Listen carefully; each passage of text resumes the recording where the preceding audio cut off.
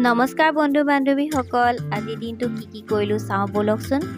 এয়া মই বহুত দিনৰ পৰা সাঁচি থোৱা বানাক্ৰান্ত লোকসকলক দিবৰ বাবে কাপোৰ আজি মই এই মেক্সিমোখনতে এই এড্ৰেছটোত মই তিয়কলৈ পঠাই দিলোঁ। তিয়কত প্ৰণৱ গগৈ ডাঙৰীয়াই ৰিচিভ কৰি ল'লে মোৰ এই বানাক্ৰান্তলৈ পঠোৱা কাপোৰখিনি।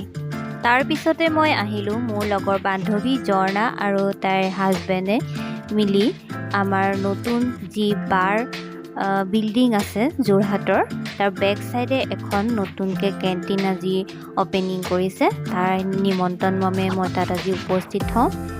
এয়া মোৰ লগৰ ঝৰ্ণা।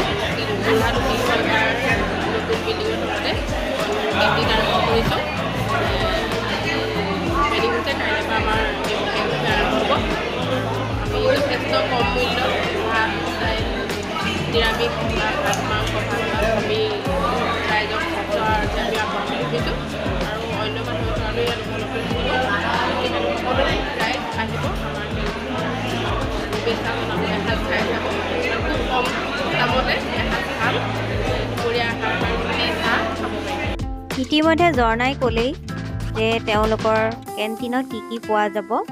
ভাত ৰুটিৰ উপৰিও লুচি ঘুগুনি ভাত খুব কম মূল্যতে পোৱা যাব বুলি ঝৰ্ণাই জনাইছে। এয়া তেওঁলোকৰ ষ্টাফ হয়, সকলোৱে মিলি লুচি বনাই আছে। যিহেতুকে আজি অ'পেনিং হয় প্ৰথম দিনা, সকলোকে তেওঁলোকে ফ্ৰীকৈ লুচি ঘুগুনি তেনেকৈ আজি আপ্যায়ন কৰিছে।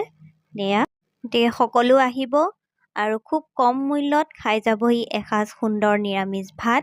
এইখিনিতে জনাওঁ যে উকিল সংস্থাৰ লগতে সকলোৰে বাবে এই কেণ্টিনখন মুকলি কৰিছে। তেওঁলোকে সকলোৱে আহি খাদ্য তেওঁলোকে গ্ৰহণ কৰিব পাৰিব।